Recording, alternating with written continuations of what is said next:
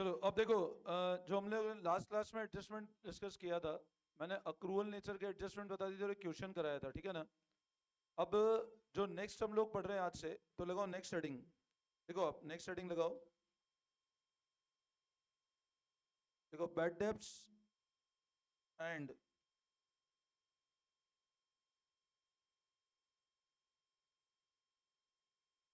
Provision for doubtful debts. ये भी again बहुत इंपॉर्टेंट टॉपिक है। नेक्स्ट हेडिंग लगाओ, bad debts and provision for doubtful debts. लगाओ नेक्स्ट हेडिंग, लगाओ bad debts and provision for doubtful debts.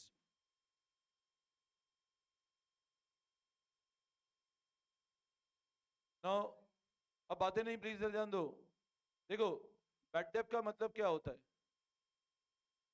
जो पैसा अपना डूब गया, यही होता है bad debt। अब हम लोग अगर इस करते हैं बैड डेब्ट और प्रोविजन फॉर डाउटफुल डेट्स की। देखो,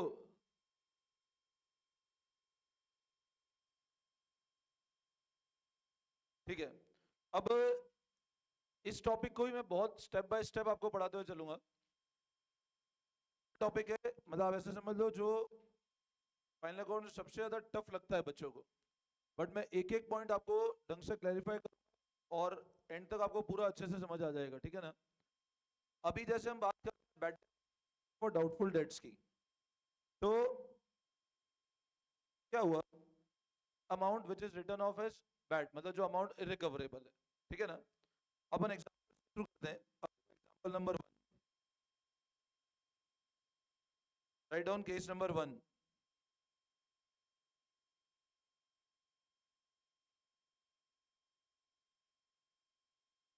अब इसमें ऐसे फॉर्मेट बना लो,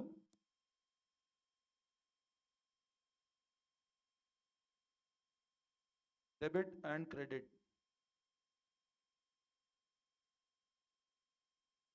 डेटर लिखो 70,000।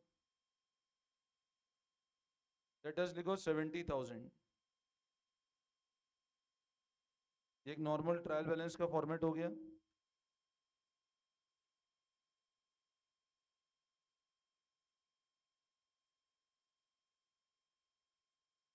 और इंफॉर्मेशन लिख दो, बैड डेब्ट्स 5,000।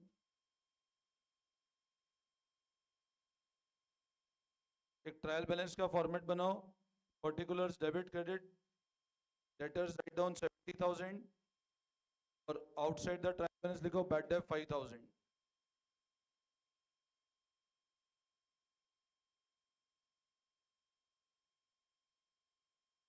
अब सब लोग ध्यान दो इधर।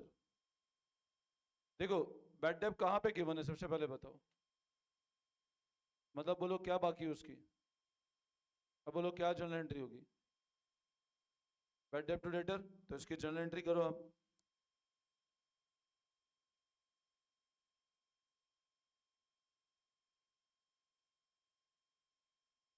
ये एंट्री होगी। नाउ बैड डेब्ट belong to which category? Expense first और सेकंड? डेटर। तो इसका मतलब बैड डेब्ट को सिर्फ क्या करना बाकी है? बैड डेब्ट को सिर्फ क्या करना बाकी है? Right of.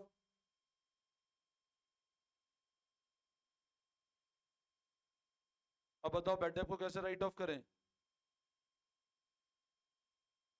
यहां तक कोई दिक्कत आप लोगों को?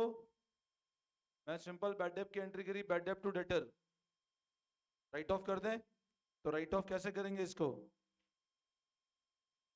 तो लिखो P N L to bad डेब्ट। तो अब मेरे को एक बात बताओ, अगर मैं पी एन एल अकाउंट बनाता हूं तो उसमें क्या लिखूं? डेब्ट। तो लिखें आप टू बैड डेब्ट्स 5,000। और अगर बैलेंस शीट बनाते हो तो असेट साइड क्या लिखोगे आप? क्या लेस कर दोगे आप? तो बोलो कितना आएंगे डेटर? 65,000। ऐसे ही होगा। आपने डेटर को क्लोज किया ना, ऊपर देखो 70 का डेबिट था, आपने क्रेडिट दे दिया 5, तो डेटर में 70 माइनस 5 65 और पीएनएल में 2 बैड डेट राइट। बोलो इसमें कोई डाउट?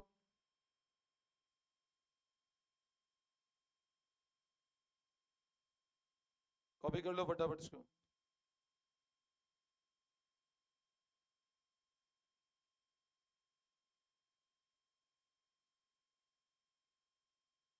Any confusion?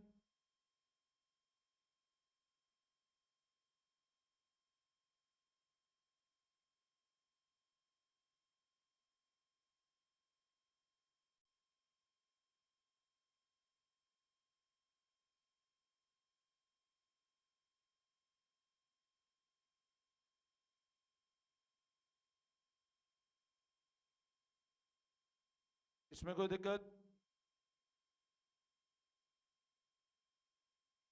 क्लियर है सबको?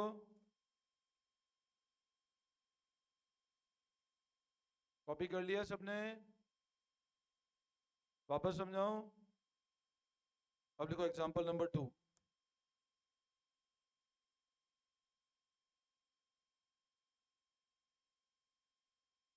वापस से एक ट्रायल बैलेंस बनाओ।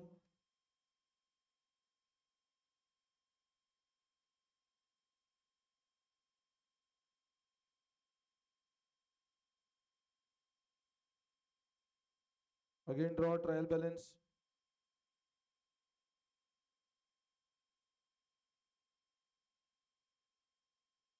इधर लिखो debtors 80,000,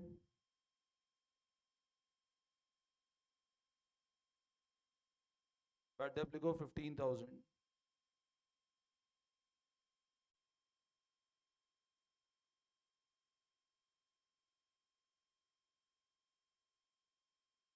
additional bad debt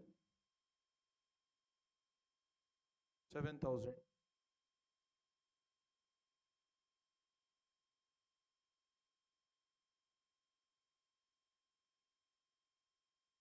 debtor 80,000 और 15,000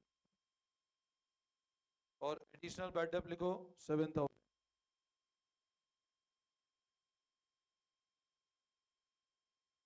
नोट कर लिया? अब बताओ इसका मतलब क्या हुआ? ऑलरेडी बैड डेट कितना रिकॉर्ड कर चुके हो आप, और कितना और करना बाकी है? बोलो 7,000 करना बाकी है, तो उसके क्या करेंगे आप लोग? अब आप जब जर्नल एंट्री, अच्छा बताओ जर्नल एंट्री 15,000 की भी करोगे क्या? सिर्फ कितने ही करोगे? तो लिखो एंट्री।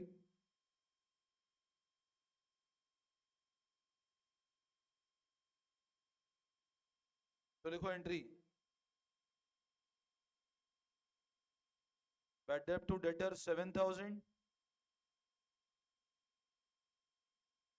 अब बताओ एंट्री आपने करी bad debt to debtor 7,000, already कितना बैड डेट चल रहा है? 15। 7 और लिखा, तो बोलो टोटल बैड डेट कितने का हो जाएगा? 22,000 रुपए का।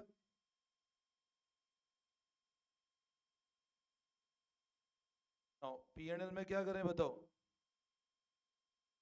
कितना लिखें टू बैड डेट? 22,000।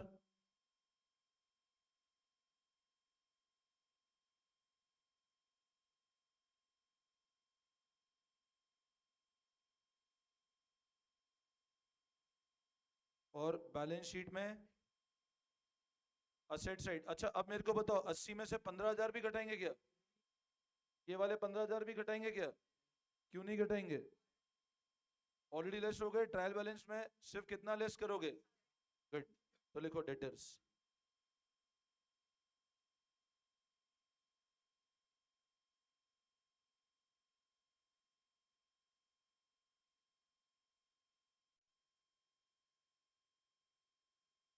73,000।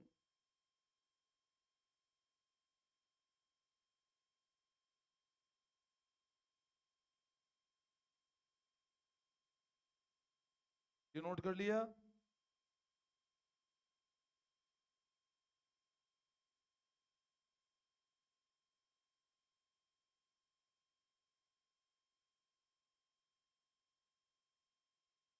कॉपी कर लिया सबने? बोलो इन दो केस में कोई डाउट? कोई दिक्कत? Any confusion? ठीक है, अब यहां तक कोई दिक्कत नहीं है ना?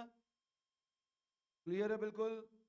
ठीक है, अब आप है ना एक चीज समझो, अगला कंसेप्ट हम लोग डिस्कस कर रहे हैं। मैंने आपको अभी 2 पॉइंट बताए, एक बताया और एक बैड डेप वाला पॉइंट समझाया। 2 केस मैंने बता दिए, एक तो जब bad debt inside the trial balance होता है, जब आउटसाइड द ट्रायल बैलेंस होता है। अच्छा, अगर मान लो, अज्यूम करो, let's say this is the case, आपको डेटर गिवन है 70,000 के और बैड डेप गिवन है, लेट्स से, ये नोटिंग नहीं करना है, डायरेक्ट समझ लो ये 2,000 का है और कुछ भी नहीं है। तो बताओ इस केस में क्या करेंगे? आप बोलोगे सर इसको कहां से राइट ऑफ कर दो, और बताओ बैलेंस शीट में असेट साइड कितने डेटर बता दो। 70 में 2 घटाएंगे क्या? नहीं, लेस करेंगे। ये भी समझ में आ गया? अब आप अगला पॉइंट ध्यान से समझना, यहां मैंने एक पॉइंट लिखा है बैड डेप्स,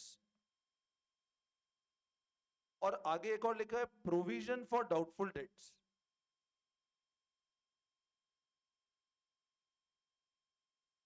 अब ये वाले पॉइंट को ध्यान से समझो, प्रोविजन फॉर डाउटफुल डेट्स, सिर्फ नेम पे पहले फोकस करना। अपन ने एक पढ़ा था पहले, ध्यान है, प्रोविजन फॉर डेप्रीशिएशन, और अब मैं डिस्कस कर रहा हूं प्रोविजन फॉर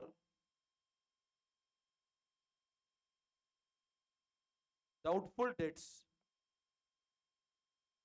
नाउ अब ध्यान दो, सबसे पहले आप एक बात बताओ, प्रोविजन मतलब होता है अपनी प्लानिंग। प्रोविजन मतलब, जैसे अभी आप एक चीज समझो, हम लोग अपने कोर्सेज कर रहे हैं, हमको पता है एग्जाम नेक्स्ट ईयर देना है बोर्ड का, तो भी हम ये सोच रहे हैं कि हमारे कोर्सेज हम एनी हो पाए नवंबर एंड इस साल तक सारा खत्म कर दें। हम 2-3 महीने का ऑलरेडी प्रोविजन लेके चल रहे हैं कि 2-3 महीने हमको रिवीजन चाहिए, टेस्ट चाहिए, मतलब सेफर साइड पे हम लोग टाइमली चीजें कंप्लीट करना चाहते हैं ना। प्रोविजन मतलब क्या होता है? फ्यूचर की प्लानिंग। मेरे को मान लो ये पता है कि मेरे बिजनेस में डेटर क्रेडिट सेल एक बहुत रेगुलर फीचर है। अब कोई भी बिजनेस होता है उसको पता है कि हमको क्रेडिट पे काम करना ही पड़ता है, सारा काम कैश पे नहीं हो सकता। और क्रेडिट पे काम करोगे तो ऑब्वियस सी बात है, क्या क्रेडिट होंगे आपके, और जितना डेटर बढ़ेगा, जैसे आज मान लो, अज्यूम करो, मैंने कहा एक बिजनेस ए और एक बिजनेस, आपके पास 2 प्लान है, एक प्लान ए और एक प्लान बी। प्लान ए में अज्यूम कर रहे हो आप सेल करते हो 5 लाख रुपए की, और प्लान बी में सेल करते हो 10 लाख की। तो आप बताओ, आप बोलोगे कौन सा प्लान ले सर? प्लान बी लें। लेकिन मान लो मैं कहता हूं प्रॉफिट यहाँ भी 10% है, यहाँ भी प्रॉफिट 10% है, बट यहाँ क्या होता है, जो क्रेडिट होता है, यहाँ क्रेडिट पीरियड 15 दिन का ही है, बट ये 10 लाख की सेल आप तब कर पाते हो जब 60 दिन का क्रेडिट अलाउ करो। तो मेरे को एक बात बताओ, प्लान ए से प्लान बी पे जाने पे फायदा तो है, सेल बढ़ रही, आप इसको 60 का जनरेट से 100 दिन कर दो, आपका सेल हो सकता है 20 लाख हो जाएगा। मेरे को एक बात बताओ, अगर आज तुमको कहीं क्रेडिट पे सामान मिलना चालू हो जाए, अमेजन से तुम सामान मंगाते हो, बोले 2 महीने बाद पेमेंट करना हमको, तो सेल बढ़ेगी ना एकदम से। अब सेल बढ़ेगी तो बताओ, साथ में रिस्क किसका बढ़ेगा? बैड डेप का। आपका जितना क्रेडिट सेल बढ़ेगा, सबसे बड़ा रिस्क बैड डेप का है। सेल तो बढ़ रहा है, बट पैसा आना भी तो चाहिए। अभी तुम देखो, पिछले कुछ टाइम में क्रेडिट कार्ड का जो सर्कुलेशन है, मैंने तुमको पहले भी बताया था, मतलब इतना जबरदस्त बढ़ गया credit card, every now and then, मतलब मैं तुमको पढ़ाता हूँ तब भी इतनी बार मैसेज आता है, apply for this credit card, personal finance, इतने मैसेजेस, इतने फोन आते हैं। और क्रेडिट कार्ड मतलब, जैसे एचडीएफसी बैंक है, इसको तो आरबीआई ने 6 महीने के लिए ब्लैकलिस्ट कर दिया, इतने क्रेडिट कार्ड बांट रहे बैंक। मतलब कुछ नहीं पता लोगों को, लोग भी क्या करते हैं, आंख बंद करके क्रेडिट कार्ड लिए जा रहे हैं, लिए जा रहे हैं, लिए जा रहे हैं। अब उसके अंदर ऐसी करने, मैंने आपको पहले ही बताया था, क्रेडिट कार्ड में क्या होता है, आपको उधार पे काम होता है। आपने आज बाइंग करी, आपको पेमेंट 60 दिन बाद करना है, तो बड़ा अच्छा लगता है लोगों को कि क्रेडिट कार्ड है बहुत, और कंपनियां मोटिवेट कैसे करती है, फ्री ऑफ कॉस्ट है। मतलब कोई पैसा नहीं लेगा, क्रेडिट कार्ड ले लो आप। अब लाइफ टाइम फ्री ऑफर देते हैं, लाइफ टाइम फ्री है, और आप कहीं शॉपिंग करोगे तो 1% का कैशबैक भी मिलेगा आपको। अच्छा, इवन आप कितनी बार मैं आपको बताता हूँ, आप जब अमेजन पे बाइंग करो, कोई बड़ा आइटम बाई करो, नीचे क्रेडिट कार्ड के ऊपर बहुत सारे ऑफर्स आते हैं। डेबिट कार्ड पे ऑफर नहीं आते, सारे ऑफर क्रेडिट कार्ड पे आते हैं। और इतना क्रेडिट कार्ड का सर्कुलेशन बढ़ गया, ये तो अभी एचडीएफसी बैंक को फिर वापस अब जाके वापस अलाउ किया। 6 महीने तक HDFC bank was prohibited by RBI to issue credit card, कि आप क्रेडिट कार्ड इशू नहीं कर सकते हो। अब सर ऐसा क्यों किया? क्योंकि क्रेडिट कार्ड मतलब क्या हो रहा है कि ये क्या कर रहे हैं, एक तरह से देखो हमारा पैसा बैंक में हमने डाला, ये लोगों को क्रेडिट पे पैसा देते हैं। अब जितना क्रेडिट कार्ड बांटोगे, सबसे बड़ी बात क्या बढ़ेगी, आपकी डिफॉल्ट की रिस्क। अभी मतलब ऐसी स्थिति है ना कि जो फार्मर्स हैं, जिनके आईटीआर्स नहीं है, जिनके छोटे छोटे लोन है, उन सबको क्रेडिट कार्ड दिए जा रहे हैं। मतलब अगर 2-1 साल बाद आप भी अपना आईटीआर फाइल करो तो आप भी क्रेडिट कार्ड के लिए अप्लाई कर सकते हो। और ऐसे ऐसे लोग हैं जो 10-10, 12, 15-15 लाख रुपए क्रेडिट कार्ड पे लेके चल रहे हैं। अब मेरे को बताओ क्रेडिट कार्ड में प्रॉब्लम क्या है? प्रॉब्लम ये है कि आप ले तो लेते हो, टाइमली पेमेंट नहीं करोगे तो मैंने पहले ही बताया था क्या रेट ऑफ इंटरेस्ट आता है, ये कंपाउंड रेट। मतलब डे यू मिस योर, आपने मान लो अज्यूम करो मेरा क्रेडिट कार्ड का ड्यू डेट आज है, मैंने आज पेमेंट नहीं किया, किसी भी कारण से भूल गया, तो इसके ऊपर 900 रुपए की तो एक दिन की पेनल्टी लग जाएगी, और अगले दिन से क्या रेट से ब्याज चालू हो जाएगा। कर रहे हैं इतने धड़ल्ले से क्रेडिट कार्ड बांट रहे हो, उनको पता है कि हमको ये पैसा रिकवरी कर लेंगे हम। और इतने लोगों को क्रेडिट कार्ड बांट दिए, मतलब ऐसे लोग हैं जिनको क्रेडिट कार्ड का सीन है तो क्रेडिट कार्ड ले ले घूमे जा। आप देखो ना कितने अभी इलेक्ट्रॉनिक्स आइटम है, मॉल्स में जाओ सब जगह credit card. But credit card को तब अच्छा है जब आप पेमेंट टाइमली करो तब। अगर आप पेमेंट चुके नहीं, मतलब आप इमेजिन करो हम कोई लोन लेते हैं, लोन पे क्या रेट ऑफ इंटरेस्ट मानते हो कि हाँ सर ये रेट ऑफ इंटरेस्ट होना चाहिए लोन पे? लेट्स से एक सिक्योर्ड लोन लो, मतलब जैसे मान लो मेरी कोई प्रॉपर्टी है, मेरे पास मैंने कार खरीदी, तो 8% मिलता है कार लोन पे। मतलब कार लोन लोगे तो 8%, और अगर हाउसिंग लोन लोगे तो 7.5%, ये इंटरेस्ट है। और आप इमेजिन करो अनसिक्योर्ड लोन भी लेते हो। अनसिक्योर्ड मतलब मेरे को लगा जैसे अभी सीए प्रोफेशन में प्रिविलेज है, सीए हो गए, डॉक्टर्स हो गए, उनको अनसिक्योर्ड लोन मिल जाते हैं, और वो मिलते हैं अप टू 50 लाख तक, बट उसकी रेट ऑफ इंटरेस्ट होती है 12-13%। बट अनसिक्योर्ड है, आपकी पे मिल जाएगा लोन। और अब अगर मैं बात करता हूं उन पर्टिकुलर प्रोफेशन की, जैसे मान लो मैंने, अच्छा कुछ फाइनेंस कंपनियां जिनने कुछ लोगों को तो बिल्कुल ब्लैकलिस्ट कर रखा है, उनको लोन देना ही नहीं है, जैसे फाइनेंस, पॉलिटिशियंस हो गए, उनको फाइनेंस कंपनी लोन नहीं देती। उनको हमारा बैड डेट का रिस्क बहुत बड़ा है, आज वकील से कहां लड़ने जाएंगे, तो दिन भर कोर्ट में बैठे रहते हैं, तो ब्लैक लिस्टेड है फाइनेंस कंपनीज के। तो अब आप एक बात बताओ, 12-13% एक रूटीन, मतलब unsecured loan 12-13, but unsecured loan उन्हीं को मिलता है जिनके पास प्रॉपर डिग्री है। ऐसे नहीं कि आप मुंह उठा के चल दिए हमको लोन तो नहीं मिलेगा आपको। अब मैंने कहा आप सोचो क्रेडिट कार्ड पे रेट ऑफ इंटरेस्ट कितनी है, मतलब कितना हैवी रेट ऑफ, आप एक महीना पेमेंट मत करो, 3% महीने का ब्याज जुड़ जाएगा। तो ये ओवर द पीरियड जब कंपाउंडिंग होता है, अभी आप सोचो अगर मेरा 5 लाख का आउटस्टैंडिंग है, 3% इस पे पेनल्टी लग गई, और ये 3% तो बैंक की रिकवरी है, इस पे जीएसटी अलग है, अलग अलग सेस अलग है, तो जाके 3.5% बैठ जाता है ये। तो सबसे बड़ा जो रिस्क है वो किसका रिस्क है? तो जब भी आप क्रेडिट पे काम करोगे, बैड डेट का रिस्क बहुत बड़ा होता है। और आपको पता है कि हमारा बैड डेट होगा, तो अकाउंटिंग ये बोलती है कि आप हर बिजनेस के अंदर एक रूटीन फीचर है बैड डेट। मतलब ऐसा कोई बिजनेस नहीं है जहां 100% कस्टमर क्लैरिटी है, ठीक है ना? ठीक है, किसी का बिजनेस का रिकवरी 90% हो सकता है, किसी का 95 हो सकता है, बट 2-5% तो बैड डेट होता ही है। अब मेरे को एक बात बताओ, अगर बैड डेट होता है, प्रिंसिपल अकाउंट्स का बोलता है कि आपको पता है अगर आपका बिजनेस क्रेडिट पे काम करेगा तो आप पहले से एक प्रोविजन बना के रखो। प्रोविजन मतलब अगर आपका कल से बैड डेट हो गया तो आप उसके लिए पहले से प्रिपेयर्ड रहो। ऐसा नहीं एकदम से बैड डेट, अब सोचो अपने एग्जाम कर लेना, अपन आज से तैयारी चालू करते हैं। ऐसा है ना अपनी क्लास में कुछ नाले कि एग्जाम है किताब खोल के बैठे। अभी जैसे हमारे पास फोन आया कि सर वो 1-2 बजे तो अभी तक पहुंचे ही नहीं, प्रैक्टिकल वहां एक्सटर्नल 9:30 से बैठा हुआ है। वो पहुंचे ही नहीं। मैंने कहा 0 कर दो उन बच्चों, सच में अभी यही बोल के आए। मैंने कहा उनको 2-3 नंबर दे दो। मतलब सुबह 8:30 का टाइम है और बच्चे 10:30, तो क्या होगा बताओ? उनको करना क्या चाहिए? जूता और बटन। तो मेरे को एक बात बताओ, इसका मतलब प्रोविजनिंग ही नहीं है प्रॉपर। हमको ये पता है कि हमारा अगर एग्जाम 10:30 है तो ऑब्वियस ही बात है आप 9:30 तक तो सेंटर पहुंचना चाहिए ना। ये 1 घंटा ये प्रोविजन है ना। आपने प्रोविजन क्यों लिया? तो बताओ, जब पता है 10:30 एग्जाम स्टार्ट होगा, why you are reaching around 9:30? why not exact at 10:30 only? Traffic हो गया, कभी लेट हो गए तो ऐसे। तो आपने 1 घंटे का क्या बनाया? एक तरह से प्रोविजन। प्रोविजन मतलब एक टाइम बफर लेके चले ना, कि अगर 1 घंटा बीच में मान लो जाम भी लग गया, कुछ भी हो गया, तो मेरे सफिशिएंट टाइम है। जैसे मान लो आज मेरे को लेट से कोई ट्रेन पकड़नी है और ट्रेन का टाइम लेट से इवनिंग 6:30 का, तो 6:30 स्टेशन पहुंचोगे क्या? 15-20 मिनट जल्दी पहुंचो। ये टाइम क्यों? भले वहां जाके वेट कर लेंगे, बट ये प्रोविजन होता है ना। उसी तरह अकाउंट बोलती है, जब आपको ये पता है कि आपके बिजनेस में बैड डेब्ट एक रूटीन फीचर है, तो आप क्या करो, एक प्रोविजन बना के चलो। और वो प्रोविजन क्या कहलाता है? Provision for. अब आप समझो, आपका लेट से टाइम 6:30 का था, आपका ट्रेन का टाइम 6:30 का था, आप 6:10 पे पहुंच गए और ट्रेन को चलते चलते लेट से 6:40 हो गया।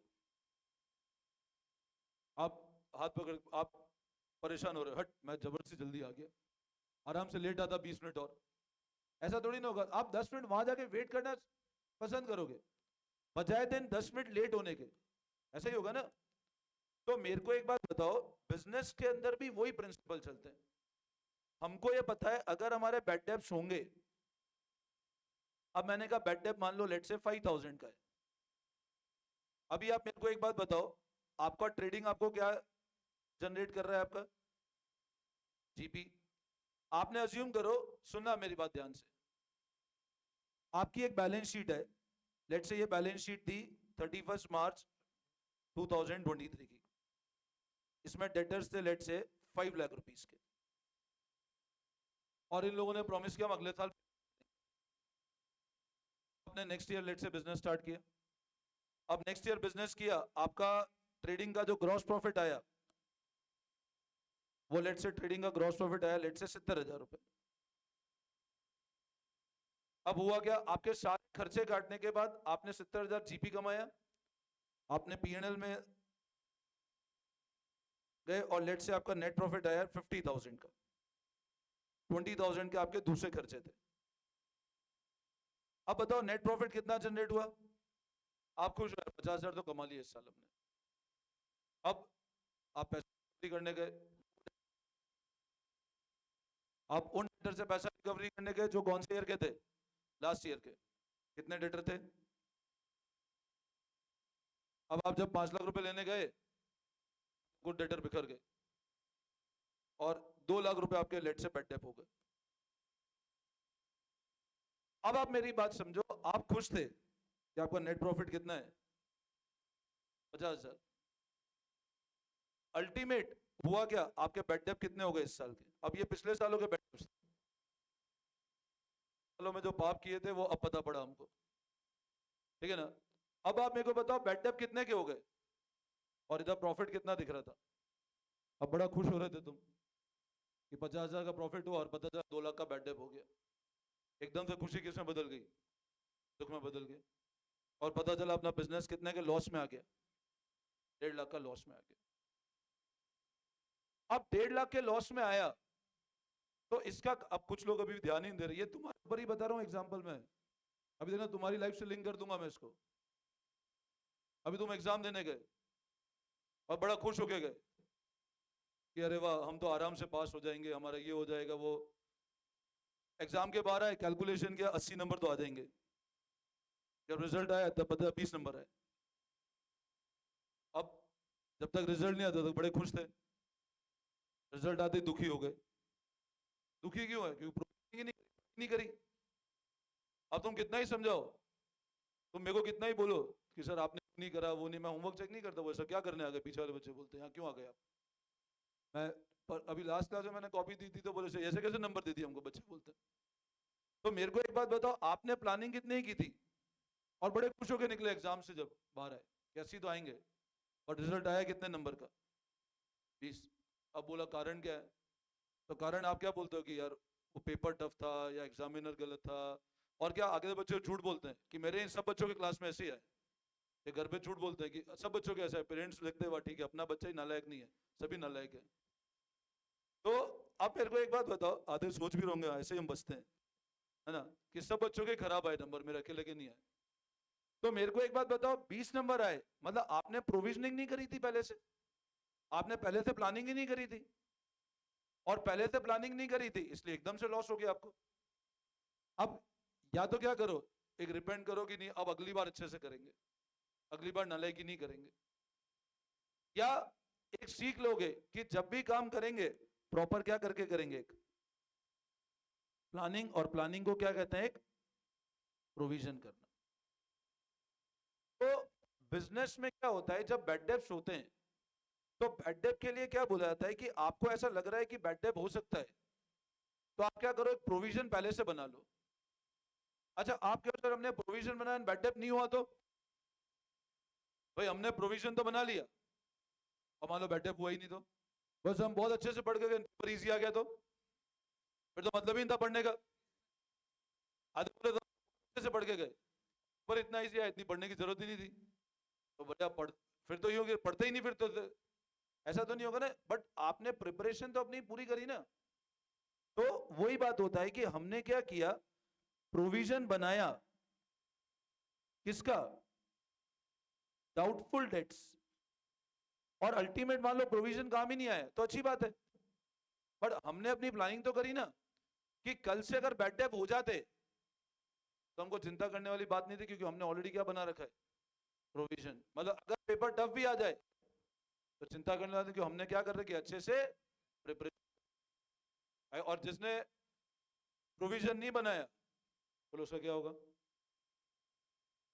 वो सर बैड डेप हो जाएगा, समझे ना। बोलो आई बात, मेरा बैड डेप नहीं होगा, बोलो सर का बैड डेप, सर तो नहीं वैसे, ठीक है ना, बोलो आई बात समझ में। तो अब आप एक चीज समझो, प्रोविजन फॉर डाउटफुल डेट, अब नाम ही क्या बताया, डाउटफुल। देखो प्रोविजन किसका, नेम बोल रहा है डाउटफुल, मतलब प्रोविजन फॉर बैड डेट नहीं बोला, बोले डाउटफुल जिस पे है। अब मैंने कहा डाउटफुल, तो वर्ड जो बना है वो बना किससे, वर्ड डाउट से, कि जहां गड़बड़ है, और जहां गड़बड़ है उसकी क्या कर दो, प्रोविजन बना दो। अच्छा मेरे को एक बात बताओ, जो क्लियर बैड डेप हो गया, जो क्लियर ही क्या हो गया, वो तो डाउटफुल हो गया। मान लो, अज्यूम करो, आपका, तुम्हारे ऊपर लिखे बताता हूं तो इजी रहेगा तुमको। मान लो मार्कशीट है एग्जाम की, मान लो नंबर ऐसे है, इधर तो प्रैक्टिकल लिखा है और इधर लिखा है थ्योरी, ये 80 में से, ये 20 में से, इधर दिख रहा है 20 में से 20, 80 में से 2, इधर लिखा है बिजनेस स्टडीज, 20 में से 19, 80 में से 4। अब मेरे को एक बात बताओ, इधर लिखा है इको 19, इधर लिखा है 5। अब ये बच्चा यहाँ तो इतना सुपर हो गया, 20 में 20 लिया है, और यहाँ पता नहीं उसको क्या हो गया जाकर। इसी मार्कशीट बताऊंगा तुमको बहुत सारी, 20 में 20 ले आते हैं, 80 में से 7 नंबर आए। अब मेरे को एक बात बता, ये डाउटफुल है क्या, तो क्लियर खत्म केस है ना। अब ये बच्चा आगे बोला था रिवेल कराओ आप, तो मैं रिवेल में क्या करेंगे बता इसके अंदर। तो मेरे को एक बात बताओ, this is the case of clear cut, क्या है, डाउटफुल है ही नहीं। गेटिंग माय पॉइंट, डाउटफुल कब होगा, हाँ जैसे मान लो 27 नंबर है, लेट से इसमें इसके 24 है, 2-3 नंबर का स्कोप है, तो हम कह सकते हैं डाउटफुल है, मेहनत की जा सकती है इस पे। बट आप एक बात बताओ, जो चीज बिल्कुल बैड हो गई वो तो डाउटफुल। अभी आज मान लो, जैसे मैंने किसी बच्चे को बोला फीस के लिए, ठीक है ना, मान लो अपने रितेश को बोला हमने, लेट से फीस जमा करा, ठीक है।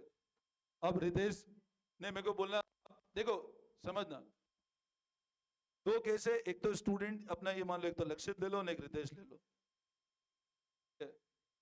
अब लक्ष्य तो बोलो भैया कल फीस जमा करी, मैंने कहा 15,000 ले आना। ठीक है कल 15,000 ले आओ। लक्ष्य लाया और कल उसने पैसे दे दिए। अब मैं रितेश को बोला भैया कल 15,000 जमा कराना। आज मान लो डेट थी 21 जनवरी। रितेश ने कहा ठीक है सर कल करा दूंगा। अब जब कल आया बोला कल करा दे, वो 2-1 दिन में करा देंगे। ठीक है वह 2 दिन में करा देना। अब ऐसे करके लेट से उसने 26 जनवरी आ गई। हम गए पेमेंट लेने, बोले सर मैं तो आज झंडा फहराने जा रहा हूँ। बोले आज पेमेंट नहीं करूंगा, मैं झंडा फहराऊंगा आज।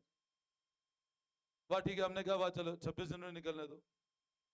अब 27 को आया नहीं है, बोले कल झंडा फहराने गया था, आज थकान हो रही है घर पर सोऊंगा।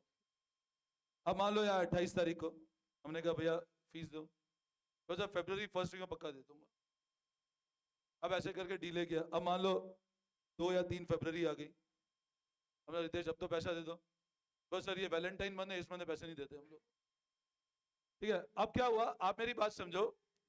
मैंने कहा यार ये रोज रोज डीले कर रहे। अब आप मेरे को एक बात बताओ, अगर इतना डीले होता जाएगा तो अच्छा आप अगर हमारी जगह क्या करोगे बताओ? क्या करो, क्या डाउटफुल क्या करोगे बताओ? वो अब मान लो वो 5 फरवरी को भी आ गया, क्या करोगे बोलो? बताओ क्या होगा? हाँ आकांक्षा, अगर ऐसा कस्टमर मिल जाए तो क्या करना चाहिए? हाँ बोलो क्या करना चाहिए? अल्टीमेट क्या करोगे? 5 तारीख को बोलोगे भैया, मतलब मेरे को अच्छा एक चीज मेरे को बताओ, जैसे ये झंडा वाली बात आई, ये सो रहा है, अगले आपके मन में डाउट तो क्रिएट हो गया कि ये डेटा गड़बड़ हो सकता है, तभी ये हर दिन आजकल आजकल आजकल कर रहा है। और the moment you have become strict कि भैया अब पैसे दोगे तो आन देंगे वरना नहीं आन देंगे, तो या तो पैसे दे देगा या वो क्या हो जाएगा, बैड डेब्ट। अब बताओ क्या इस पीरियड में वो बैड डेब्ट था क्या या डाउटफुल था? इस पीरियड डाउटफुल था। आपकी बनती कोशिश थी कि वो डाउटफुल कहा नहीं जाए, बैड डेब्ट नहीं हो। मतलब ऐसा समझ लो इस केस में आईसीयू में चला गया, आपकी बनती कोशिश थी आदमी मरे नहीं, बट अगर वो मर गया तो आईसीयू में वापस तो लेके नहीं आ सकते हो। तो जो चीज बैड डेब्ट हो गई वो तो डाउटफुल के प्रोविजन से ही बाहर आ गया ना बिल्कुल। तो आप एक चीज समझो, जब आपको लगा वो डाउटफुल हो रहा है, अच्छा एक बात बताओ, ये हर बिजनेस में ऐसी प्रॉब्लम होती होगी नहीं होती होगी? हर जगह होती है ऐसी प्रॉब्लम। आज मान लो मेरे यहाँ पे स्टूडेंट है, ऐसे डिले करते हैं काफी बार, तो डाउटफुल होता है, तो हम क्या करते हैं, अकाउंटेंसी ये बोलती है कि अगर बिजनेस में आपके डेटर्स हैं, अगर आप ऐसी प्रॉब्लम है तो बेटर है आप डाउटफुल का क्या बना दो एक, ताकि कल से अगर वो बैड डेट हो जाए तो एकदम से आपके प्रॉफिट पे लोड नहीं है, आप पहले से प्रिपेयर्ड हो उस चीज के लिए। Getting my point? अब मान लो आपको एक ट्रायल बैलेंस इस तरह नजर आता है, आपको ट्रायल बैलेंस में लेट से इधर लिखा है डेटर 50,000, लिखा है बैड डेब्ट्स 5,000, और एक लिख रहा है प्रोविजन फॉर डाउटफुल डेट्स। अब प्रोविजन फॉर डाउटफुल डेट का मतलब क्या हो कि हम पहले से प्रिपेयर्ड हैं कि अगर कल से मेरे डेटर बैड हो गए तो मेरे पीएनएल एकदम से लोड नहीं आएगा, मैंने उसके पहले से प्लान। और मान लो लेट से आपको ये दिख रहा है 7,000। अच्छा प्रोविजन हमेशा ध्यान रखना, प्रोविजन कहां से क्रिएट होता है आपके? तो पीएनएल ने आपको, जैसे आप मान लो मैं हर दिन पैसा कमा रहा हूं और कुछ पैसा मैं थोड़ा थोड़ा रेगुलर बेसिस पे इन्वेस्ट कर रहा हूं। अज्यूम करो मेरे पास लेट से आ जाए 5,000 रुपए, मैंने 1,000 रुपए उसमें से इन्वेस्ट कर दिए, कल है 5,000 रुपए, उसमें से 1,000 रुपए इन्वेस्ट किया। तो मेरे को बताओ अगर डेली बेसिस पे मेरी इनकम से इन्वेस्ट कर रहा हूं, तो कभी अगर मेरे को अज्यूम करो 5 या 10 साल बाद कुछ बड़ा इन्वेस्टमेंट करना है, तो एकदम से लोड नहीं आएगा ना मेरे ऊपर, क्यों मैंने हर दिन क्या अपनी एक सेविंग कर रखी, तो धीरे धीरे धीरे वो बढ़ती जाएगी। अच्छा अब मेरे को एक बात तो आप ऐसा बोलो सर, मान लो 10 साल बाद अच्छा पैसा कमा रहे हो आप, और क्या पता आपको जब बड़ा इन्वेस्टमेंट करना है, आप जो कमा रहे हो वहीं से निकल जाए, तो सेविंग तो काम ही नहीं आई। तो अच्छी बात है, मैं सेविंग मेरी प्लानिंग तो कर रखी है ना। तो मेरे को एक बात बताओ, आपने प्रोविजन कितने का बना रखा था? हर साल धीरे धीरे पैसा इकट्ठा करके आपने डेटर के नाम के कितने पैसे अलग निकाल दिए कि अगर कल से बैड डेप हो गया तो 7,000 तक तो हमारे पास प्रोविजन है, हमको 7,000 तक कोई दिक्कत नहीं आएगी। मान लो मैं हर रोज 1,000 का इन्वेस्टमेंट करता हूँ, लेट से 10 साल में वो पैसा मेरा 10 लाख रुपए बन गया। अब मान लो अगर मेरे को एक इन्वेस्टमेंट करना है 12 लाख का, तो मैं ऑलरेडी कितने रुपए इकट्ठा पड़े हुए मेरे पास में, तो 2 लाख ही तो और है।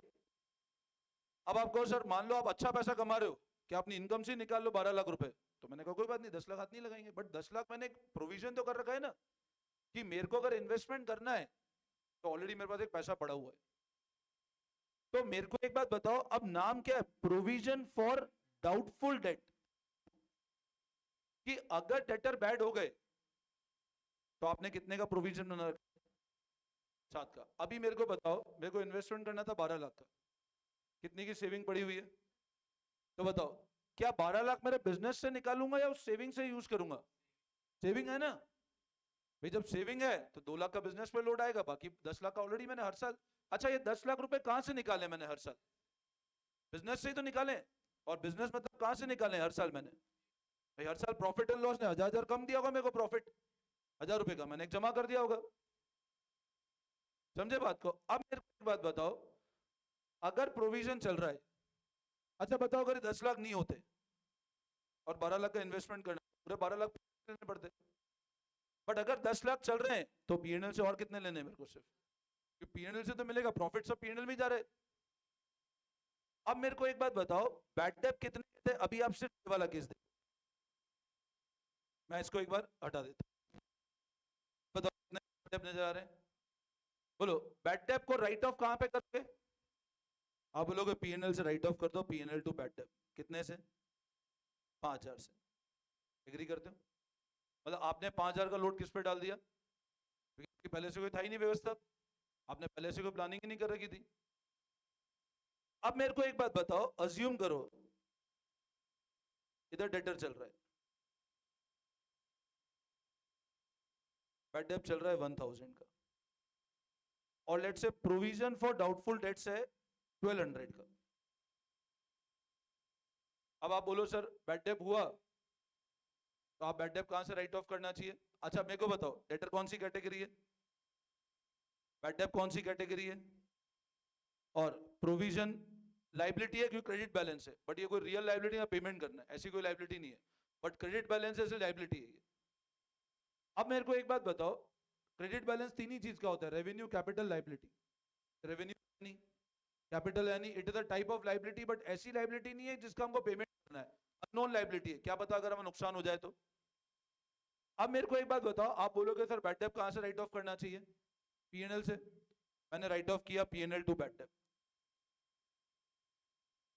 अब जैसे ही पीएनएल से राइट ऑफ किया, पीएनएल गुस्सा हो गया, बोले आप मेरे ऊपर 1,000 रुपए का लोड क्यों डाल रहे हो, जब ऑलरेडी मैं कितने का फंड दे चुका हूं डेटर के नाम का, तो वहां से चार्ज करो ना आप।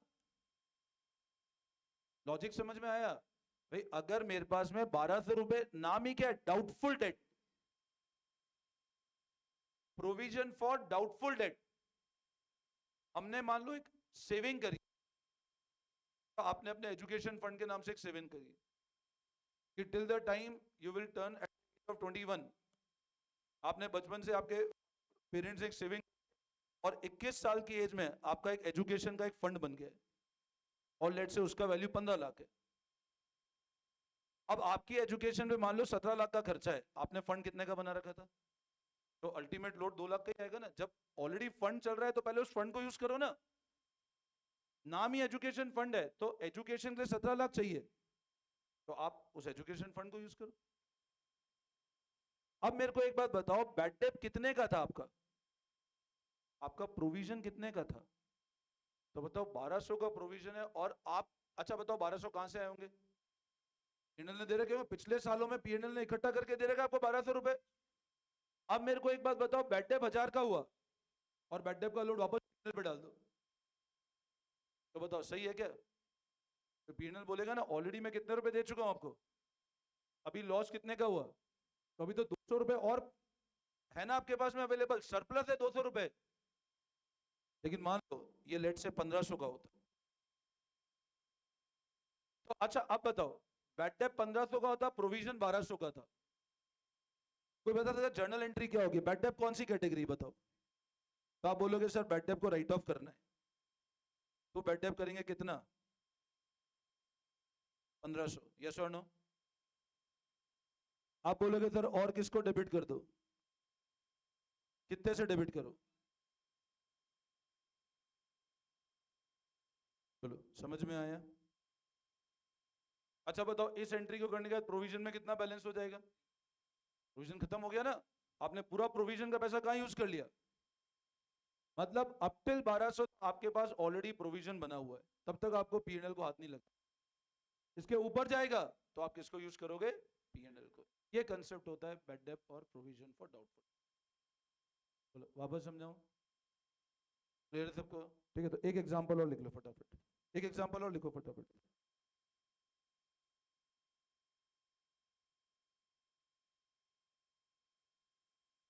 ऐसे कॉलम बनाओ, particulars,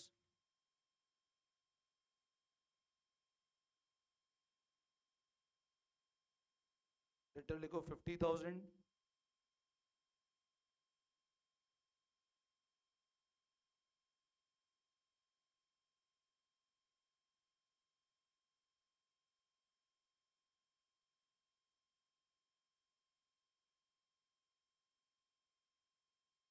provision for doubtful debt 1500।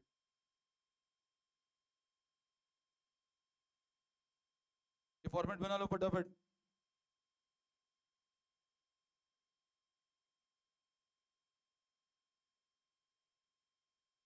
अब बताओ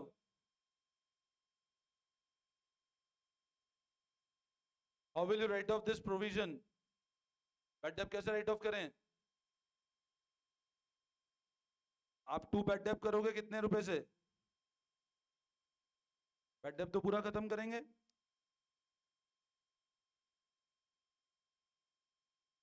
प्रोविजन फॉर डाउटफुल डेट 1500 और पीएनएल 500।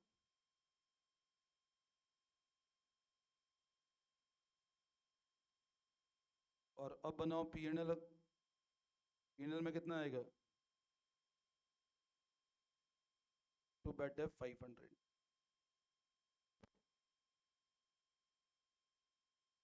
समझ में आया?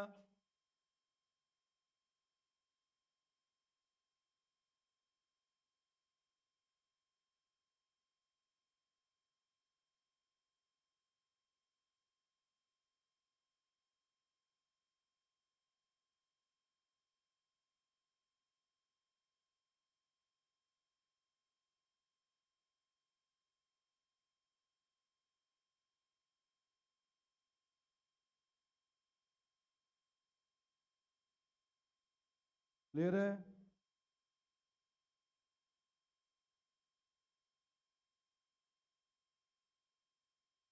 देख लिया, बैलेंस शीट में डेटा रह देंगे,